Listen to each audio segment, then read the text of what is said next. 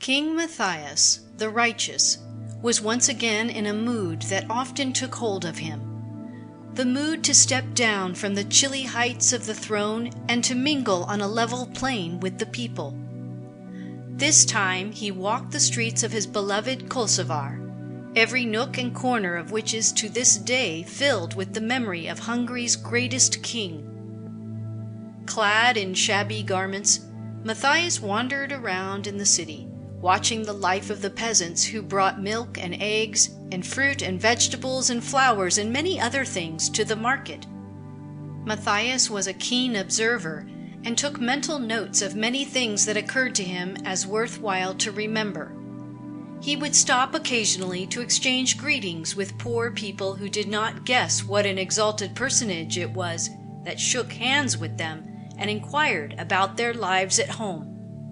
As he walked through the streets and over the market, Matthias felt tired and hungry.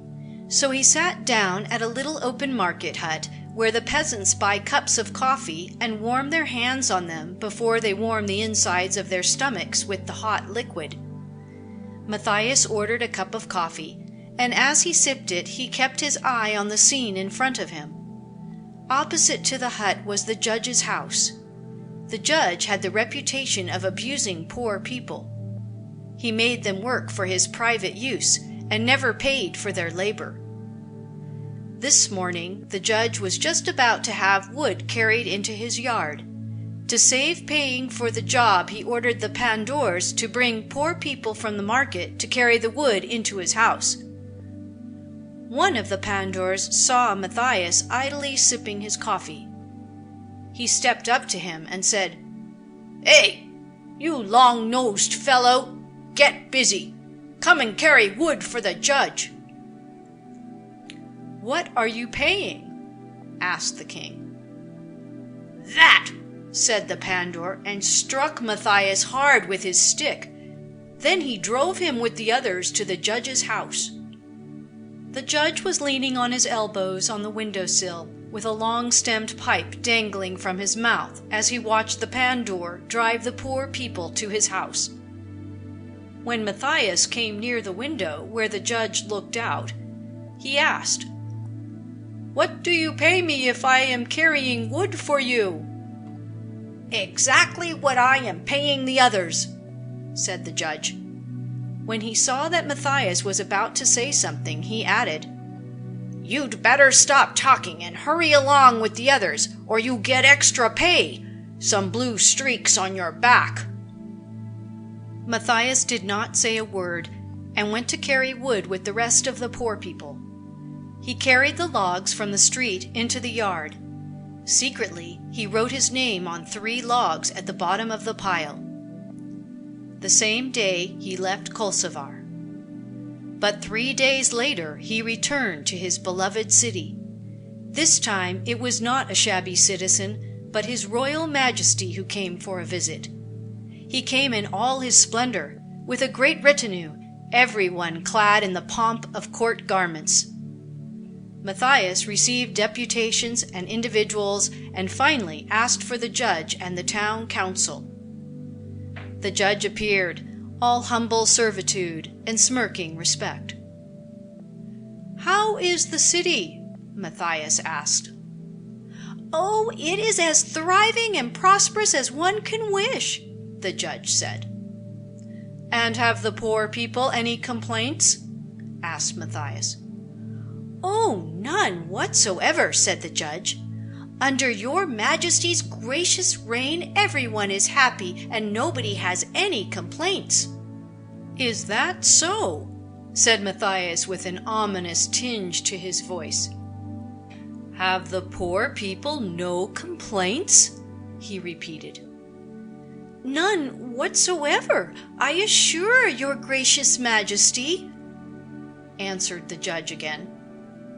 "Well," said Matthias to his servants, "go to the house of the judge and search the pile of wood for 3 logs bearing my name. Bring those logs and bring also the judge's pandors along." The king's servants went to the house of the judge. They searched the wood piles for the logs with the king's signature. As soon as they found the marked logs, they returned to the king, bringing the judge's pandors with him. When they arrived, Matthias thundered at the judge, "Who carried this wood for you?" "The poor people of the city," stammered the judge, pale and trembling. "And what did you pay for the hauling?" Nothing," answered the judge. "Nothing?" said the king, lifting his voice so that it could be heard beyond the walls of his palace. "Nothing? You paid worse than nothing. You paid by striking those who resented your infernal meanness." "Hey, you there," the king said, picking out among them the judge's pandors, the one who had struck him. "Hey, do you remember my long nose? My back is still smarting from the blow you struck, you scoundrel." "And you, my good judge, who find everything so pleasant for the poor people, who think they have nothing to complain of, do you remember your answer to me?" The judge did not reply. He could not. His teeth chattered, his knees trembled, and everything was black before his eyes. "You don't seem to remember. Short memory. Very short memory," said the king with biting irony. "Well, I will refresh your memory. I will," said the king. Then he turned to his retinue and to the others who filled the hall and related how it all happened. "Look at that trembling coward," he said, pointing to the judge. "When I asked how much he would pay me if I carried wood for him, he said, 'As much as the others.' And when I was about to ask another question, he stopped me, threatening, 'You'd better stop talking and hurry along with the others or you get extra pay. Some blue streaks on your back.' Do you remember your answer now?" The judge stammered an inaudible, "Yes." "This man is not fit to hold office," said the king. "He must never be placed in a position of power. He has misused the power vested in him.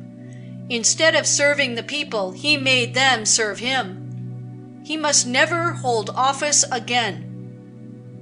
Then the king turned to the pandors and said, "And you, poor fools, learn to be men even if you are servants. If you are ordered to do an injustice, resent it. Don't sell your souls. Don't harass poor people because a hard and cruel man wishes to make you the tool of his wickedness." The people of Kosovar soon learned of the king's speech. And when Matthias left the city to return to his residence in Buda, the streets were lined with poor people who shouted themselves hoarse, "Elgin, Matthias! Elgin! Long live Matthias! Long may he live!" Few kings were ever cheered as sincerely as was Matthias on this occasion.